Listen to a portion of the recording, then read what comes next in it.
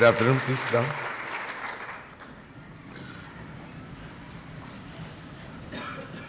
Father Lay, I spent my entire education, or practically my entire education, with the Jesuits.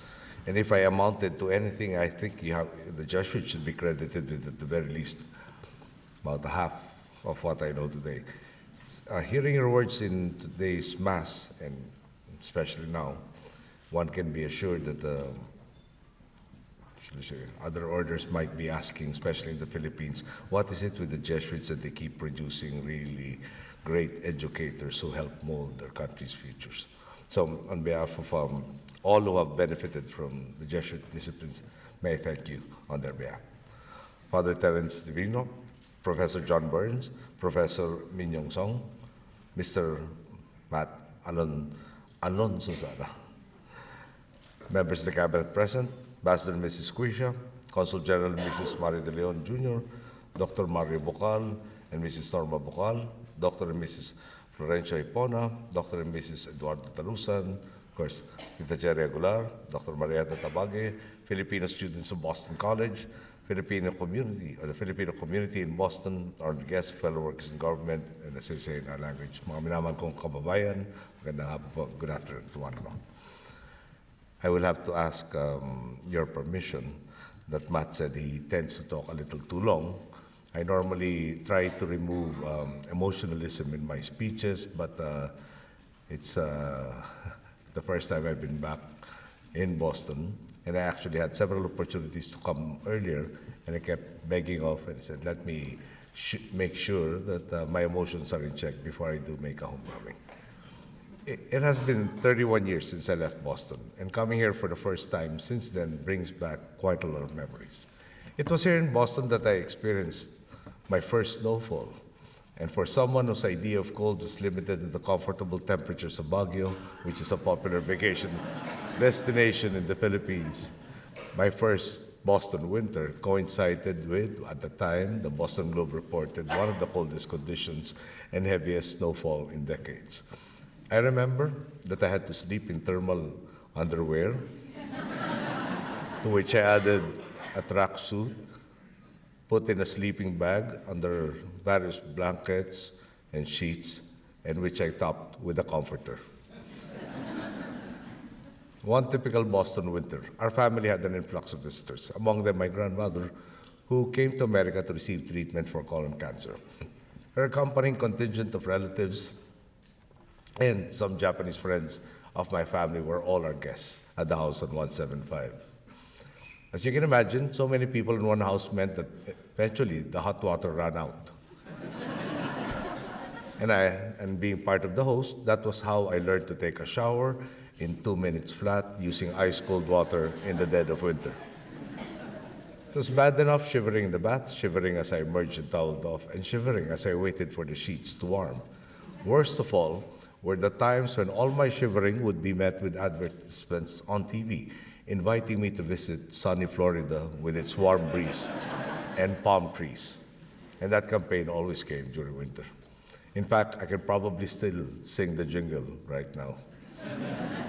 And of course, images of palm trees brought to mind the coconut trees of the Philippines, which look so different from the bare trees of winter.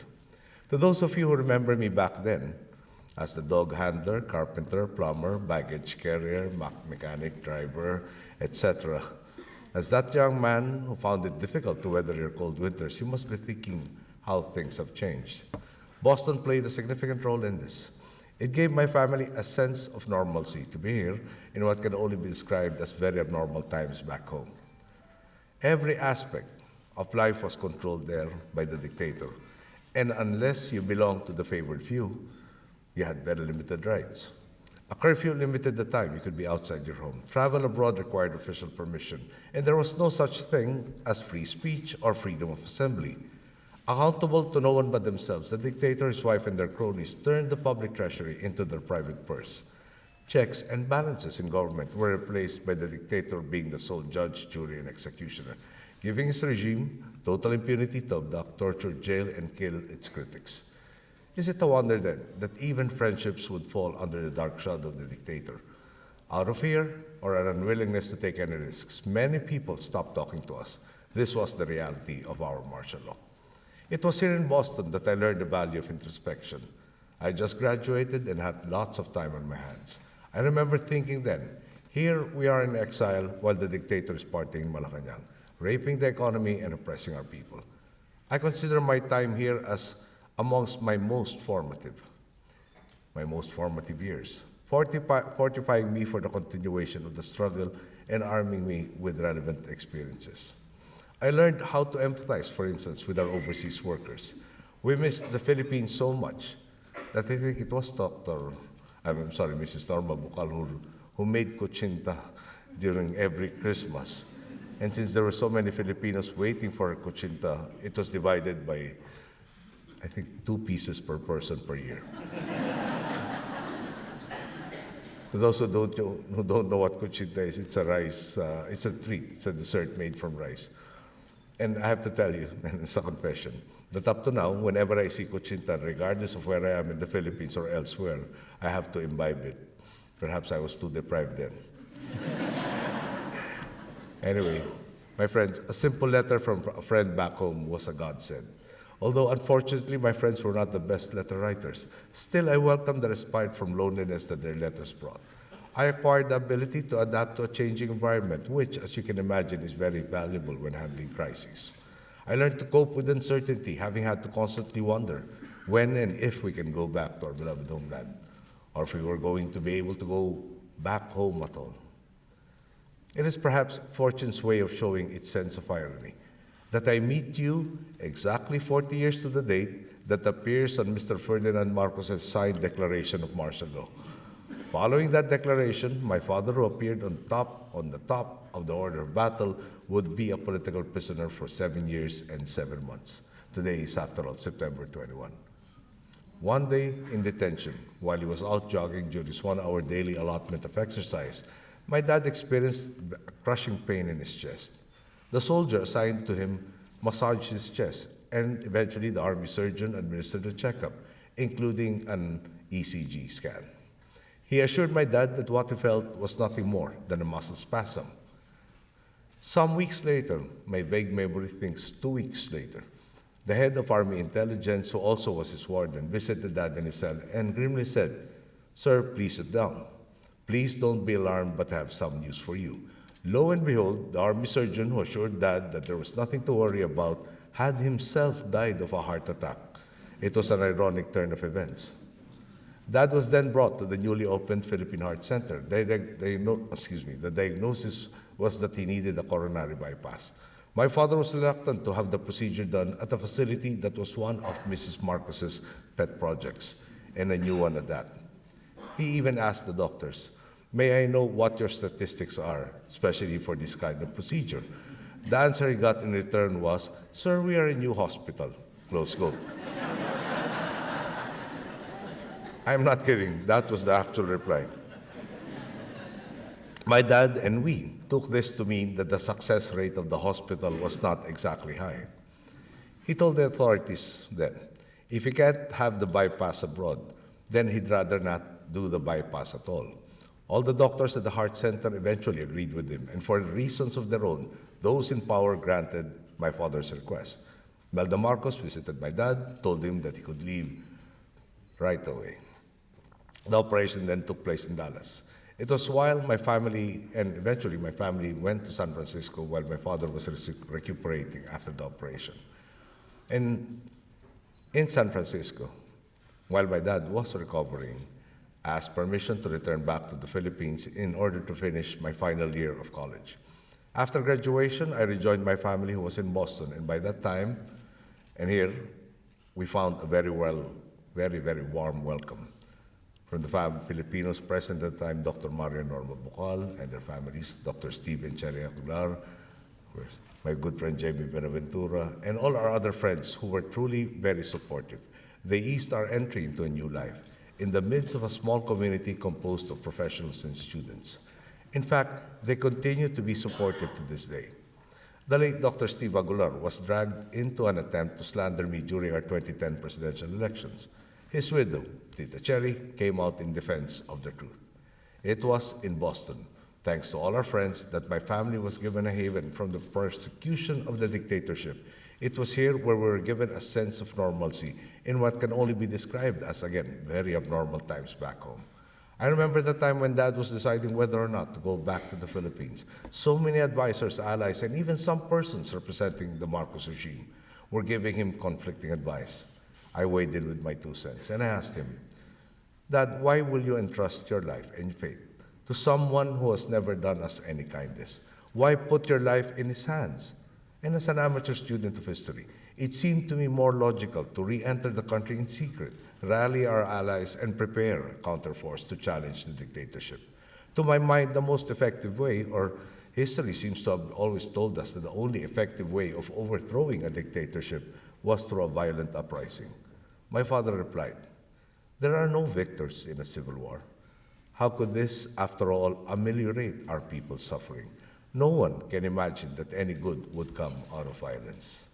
Even after all the injustice he had suffered at the hands of the dictator, Dad still hoped to have a dialogue with Marcos. He hoped that, at the very least, Mr. Marcos would be curious enough to find out why he returned home and submit himself again to incarceration.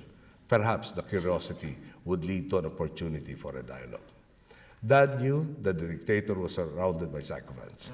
Human nature being what it is, no one would willingly give him bad news. They would sugarcoat the situation, hoping to stay in Mr. Marcos's good graces. To illustrate, allow me to use another of my father's anecdotes. And the story goes, Mr. Marcos was set to visit the Central Mental Hospital in the Philippines. The director, eager to cozy up to the dictator, gathered all the patients for instructions. He said, if I hold up 1 finger, you are to clap your hands. And if I hold up 2 fingers, you are to clap your hands and stomp your feet. If I hold up 3, clap your hands, stomp your feet, and cheer loudly for Mr. Marcos. And so Mr. Marcos arrives at the lobby of the hospital the following day. And upon entering the hospital, the director holds up 1 finger. The patients, of course, applauded in unison. And delighted, Mr. Marcos turns to the director and says, Mr. Director, are you the permanent director here, or are you merely assigned in an acting capacity? To which here the reply was, Mr. President, sadly, I'm only an acting director. Mr. Marcos then tells him, from this moment on, you are the permanent director of this hospital. They then go to the 2nd floor. As Mr. Marcos emerges from the elevator, the director holds up 2 fingers, and immediately there was even a wilder applause, along with stomping of feet. Even more pleased, Mr. Marcos turns to the director and says, Mr. Director, do you have all the equipment you need? The director then replies, Mr. President, we are sorely lacking in equipment here and would greatly appreciate it if you could help us out. Mr. Marcos then says, consider it done. They go onward, and on the 3rd floor, as you might expect, the director holds up 3 fingers, and there was thunderous applause. The stomping of feet, and the patients cheered and heaped praises on the dictator, except for one man, who stood quietly in a corner and during the entire time that Mr. Marcos was there. Noticing this, Mr. Marcos asks the director, Mr. Director, who is that person over there? To which the director responds, Mr. President, please excuse him. That person has been totally cured and is on his way home. He is not a patient of this institution anymore.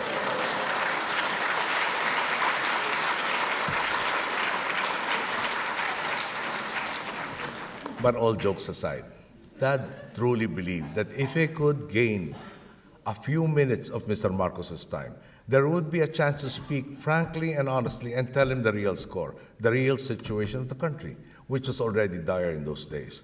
I do remember in my youth watching a video of the New People's Army, the communist armed element in the Philippines, ambushing 2 truckloads of Philippine soldiers. Imagine the control of the NPA in that particular area. They managed to bring along a foreign news crew to film the entire thing from beginning to end while making sure that that particular ambush was done in broad daylight, since night vision equipment had not yet been developed for media, especially at that time. This was not the only problem. Besides the communist insurgency and besides the Muslim secessionists, the moderate center was also beginning to lose hope. The Light a Fire movement, the April 6 liberation movement, committed random acts of arson and bombings around Metro Manila during martial law. The country was in a very dangerous place. Dad believed it necessary to communicate this to Mr. Marcos, hoping that if he listened, there would be a way to avert a civil war whose end no one could foresee. Dad decided to return home. In the early morning hours of August 21, 1983, I was watching CNN, waiting to see if they had any news about Dad's arrival. I will never forget the face of the reporter when he said that upon the arrival of opposition leader Benigno Aquino, shots were heard and he was seen lying in a pool of blood. This most unexpected news was such a shock that I lost all sensation and lost track of space and time until a phone rang. I scrambled to get to the phone before any of my sisters or my mother, all of whom were upstairs, could answer it. It was a Filipino-American friend from the West Coast, and by her somber tone, I knew immediately something was wrong, but she wouldn't tell me anything. When I got upstairs, I found them all awake and also turned on to the news, knowing nothing definite, waiting for messages from friends and allies. Then our doorbell rang. At the door was the Japanese consul at the time, Mr. Takeo Iguchi, friend of my father's since the 60s. A Japanese reporter and friend of my father's named Kiyoshi Wakamiya was aboard the plane when my father was shot. And before heading back to Japan, from Manila, Mr. Wakamiya was able to contact Shintaro Ishihara, who is and was a senior politician in Tokyo, and also a longtime family friend. Mr. Ishihara then contacted Consul Iguchi, who was in Boston, asking him to render any comfort and assistance he could to our family. This was one of our family's lowest points. As the only son, I felt an overwhelming urge to exact an eye for an eye. Mr. Marcos and his ilk were like rabid dogs who had lost all reason. There was no longer any potential for dialogue. The only solution, when confronted by a rabid dog, is to put it down.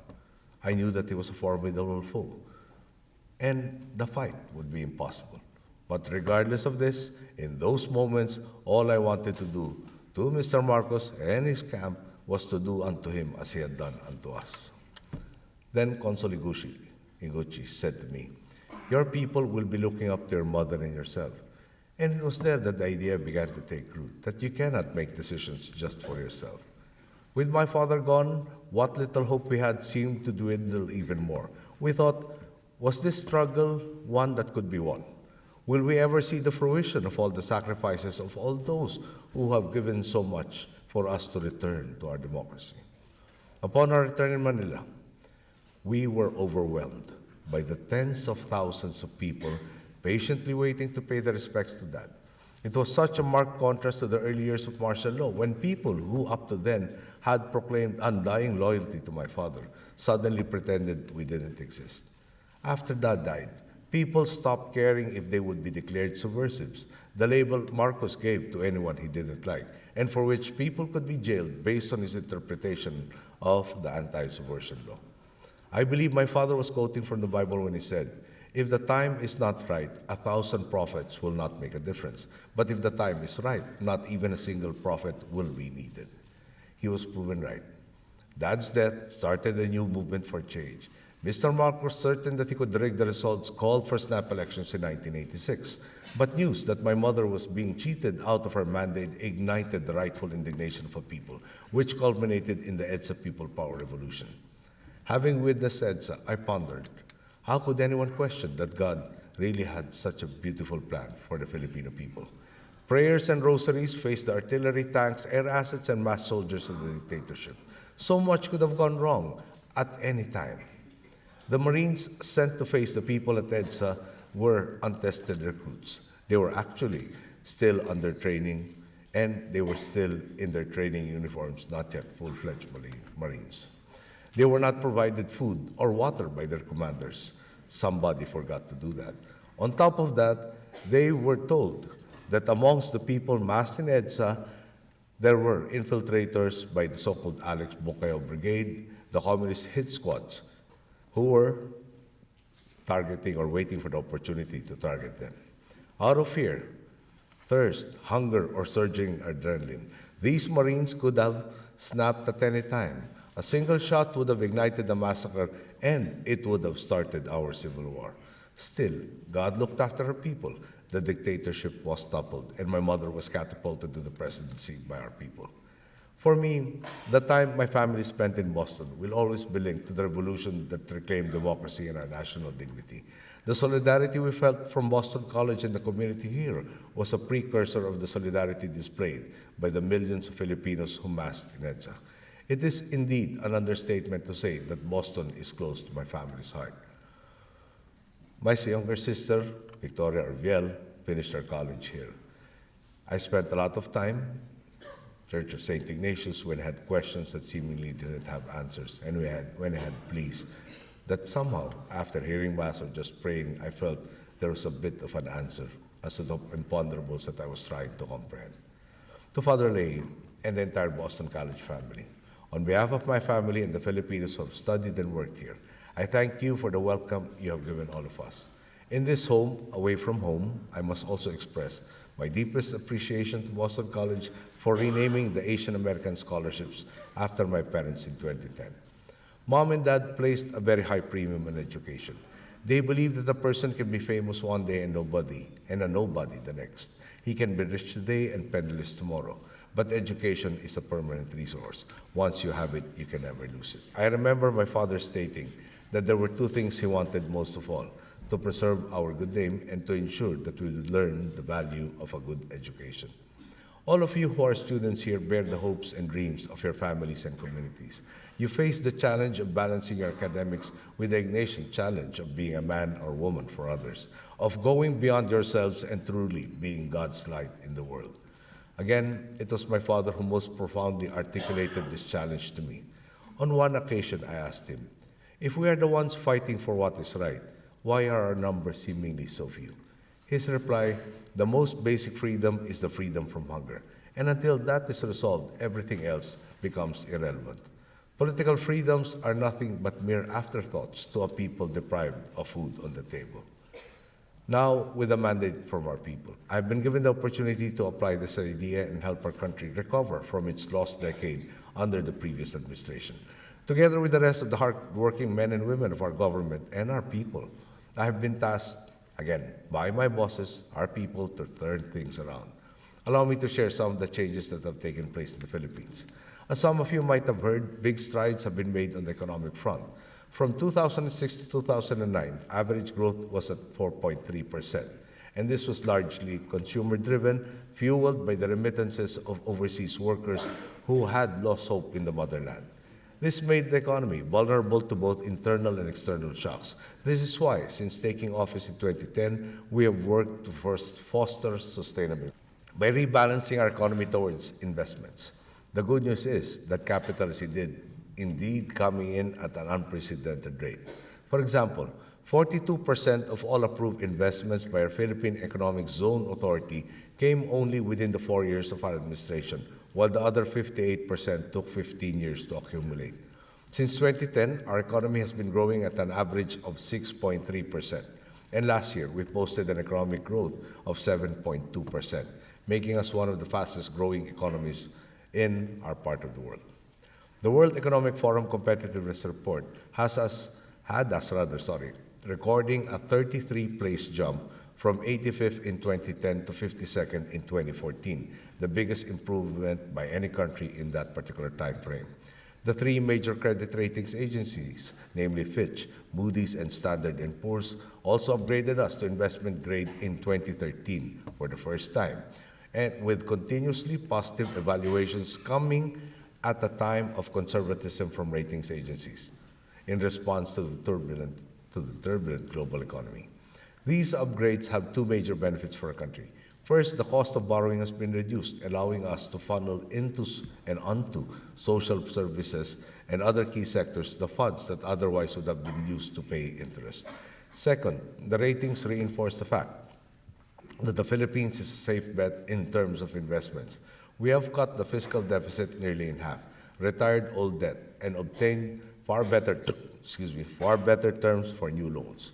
With risks reduced, the Philippines is indeed even more open for business, and investments are flocking to our shores as our commitment to fighting corruption and ensuring a level playing field becomes more evident.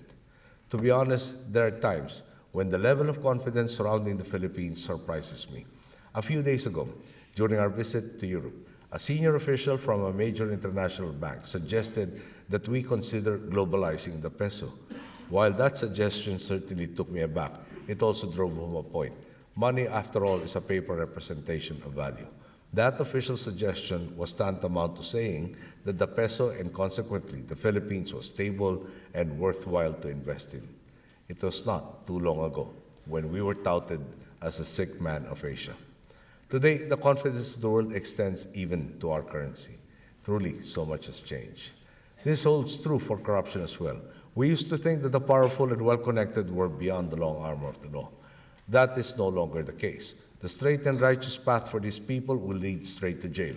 Since 2010, a Chief Justice of our Supreme Court, or the Chief Justice of our Supreme Court then, was impeached for considering himself above the law and is now facing charges in our regular courts. A former president and 3 incumbent senators are in detention, all of them facing charges of plunder. Government-owned corporations that used to run deeply in the red are once again contributing to the nation's coffers. Before our time, the annual remittances from these government-owned and controlled corporations averaged 9 billion pesos a year. Under our watch, the average is now 27.4 billion pesos a year. Tax collections have registered an estimated increase of 40 billion pesos each year since we've been into office. Might I emphasize that this happened without our imposing new taxes, except for the so-called sin taxes, whose proceeds fund public health. Reform in tax administration was also implemented. We asked everyone to carry their fair share of the tax burden, as provided for by our existing laws. Even in that once most hopelessly corrupt of agencies, our Bureau of Customs, collections are up by 19.5% compared to last year, thanks to the reforms that have been instituted and the dedication of civil servants who sacrifice much in order to pitch in and clean up customs. Another success story. Through the combination of reforms and strict adherence to competitive bidding, the Department of Public Works and Highways was able to save 27.79 billion pesos from July 2010 to May 2014. These savings are used to fund the next phases of the respective projects approved by Congress. This only means that government is getting more bang for its buck. Our annual budget for infrastructure has already allowed our Public Works Department to finance a wide range of projects, including the construction or repair of 12,184 kilometers of roads nationwide, amongst other major infrastructure works. Our 8 solicited public-private partnership projects outnumber those of the past 3 administrations combined, and there is a marked difference in the way we are doing business with investors. Before our time, government had to promise investors all sorts of very onerous commitments and lopsided arrangements just to generate interest in these public-private partnerships. Today, the roles have been reversed. Investors offer our government, and therefore our people, premiums to make their individual bids more competitive. Government is now being paid to give investors the authority to build the infrastructure that the Philippines needs. We used to think that in times of need, we could only rely on each other because government was far away, slow to act, and if not, indifferent, then incapable of assisting us during tough times. Today, government is proactive. We know that our people, given the right opportunity, will always excel, and we are capitalizing on this, investing in the Filipino people so that they are empowered to make the most of the opportunities present in the Philippines today. For instance, the reach of the healthcare has been expanded, not only in terms of numbers, but also in the kinds of diseases that people can receive treatment for, from more common illnesses to catastrophic illnesses such as leukemia and breast cancer. Our expanded conditional cash transfer program is based on the principle that partnerships work best. 4.1 million poor Filipino families have committed to vaccinating their children, keeping them in school, and sending pregnant mothers to regular checkups. In turn, government provides them with cash grants, which help fund basic needs. We have also been able to expand the program to cover beneficiaries up to the age of 18. This decision is based on a study which revealed that high school graduates earn 40% more than someone who only attended the elementary level. We have raised the standards of public education, which includes expanding basic education from 10 years to 12, while closing our inherited backlog in 2010 of 61.7 million textbooks, 2.5 million school seats, and 66,800 classrooms. Our Technical Education and Skills Development Authority has likewise increased the options available to our people through training and vocational courses, while working with the private sector to match skills to real job opportunities. From July 2010 to June 2014, 632,105 graduates benefited from the Training for Work Scholarship Program of TESDA. When TESDA did an impact evaluation study in 2013, it showed that 68.5% of the program's graduates in 2012 were employed within an average of 6 months after graduation. This is a far cry from the 28.5% placement rate recorded before we came into office. While we are happy with this vast improvement, we are not satisfied, and we continue to strive to find employment for the rest of our TESDA graduates. Our efforts to ensure that no Filipino is left behind have already borne fruit. 1.65 million more Filipinos hold jobs in April 2014 compared to April of 2013. From the first semester of 2012 to the same period in 2013, 2.5 million Filipinos have risen above the poverty line, and we are not satisfied. Government continues to work to ensure that citizens not only surpass the poverty line and find gainful employment, but also are shielded from once again falling below it. A stable and peaceful environment is necessary for the Filipino people to thrive and for the Philippines to realize its full potential as a competitive destination for investments. This is why my administration has sought an end to decades of conflict in Mindanao, the southernmost part of our country. As you may have heard, our efforts to foster peace and inclusiveness in Mindanao are now bearing fruit. This is a region that has been beset by conflict since the late 1960s, and the path to regaining the trust among stakeholders was not easy. When we were at loggerheads in the peace negotiations in 2011, I asked if the leaders of the Moro Islamic Liberation Front were open to personally meet with me. I believed that a face-to-face meeting would do much to re-establish trust in the peace talks. They were very receptive, and so I brought some cabinet members with me to Japan, where we met with the MILF leaders under Chairman Murad. My persistent critics questioned this decision. They found it unprecedented. They said I was demeaning my office by meeting with the rebels, and there was no guarantee for success. It was for me a question of personal risk against potential national gain. Any chance to advance the national agenda pretty much overwhelmed any personal risk it might entail. I am glad we took that risk, which engendered trust between stakeholders and created a breakthrough in the process. By October of 2012, a framework agreement on the Bangsamoro had been signed, followed by a conclusive comprehensive agreement on the Bangsamoro in March of 2014. Right before leaving Manila, almost 2 weeks ago, we submitted to Congress a draft law set to shape a new, more hopeful future for Mindanao. The task now is to ensure that the people of the Bangsamoro who have been left in the margins for so long are given a significant boost up in terms of development and empowerment so that they may be able to catch up with the rising tide of progress that is lifting the country. Finally, we are fighting to make ourselves more resilient to climate change, which is all the more important given the new normal of increasingly intense typhoons visiting the Philippines. Our scientists have been given the tools to more accurately predict the onset and projected paths of storms through investments on new Doppler radars and the mapping of our watershed areas and vulnerable communities. We can model expected flooding. The result, a forewarned citizenry and a government able to give timely warnings and updates to the people on what to expect. The Philippine government today pre-positions relief goods and equipment, allowing relief operations to take place at the soonest possible time.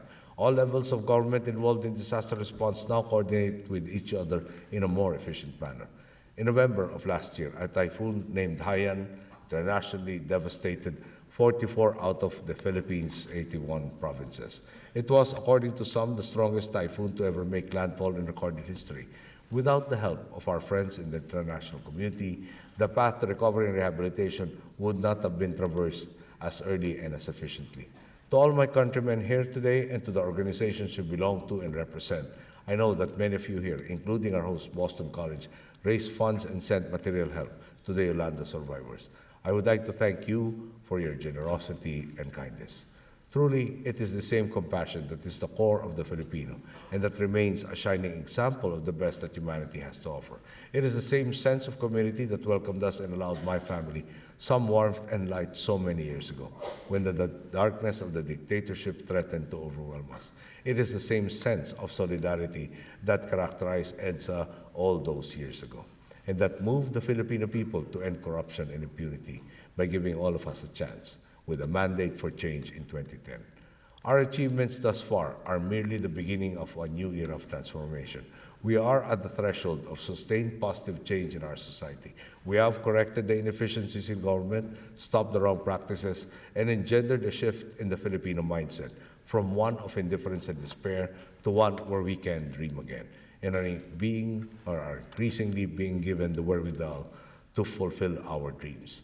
Now we will be building on what we have already achieved, starting from a higher plane towards a situation where the full potential of our people will be unlocked and harnessed.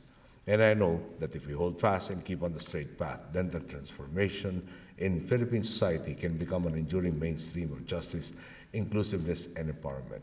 Allow me to close with a little nostalgia.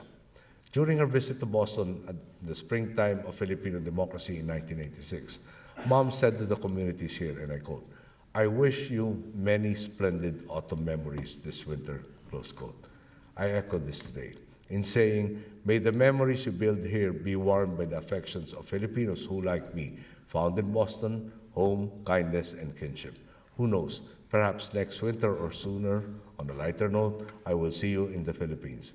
Thanks to reforms by our Civil Aviation Authority, the U.S. Federal Aviation Authority has restored our Category 1 status, allowing more flights to and from the Philippines by our own carriers. It has never been easier to go to the Philippines. I promise you that Boston baked beans might not be present, but they will not be missed, because you will be enjoying halo-halo with its own sweet beans in shaved ice.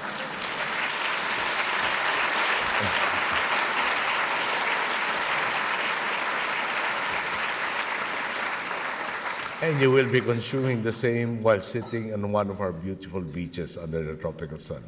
For as any event with Filipinos, such as this one reveals, there is a basic truth about our country. It's more fun in the Philippines. Thank you. Good evening.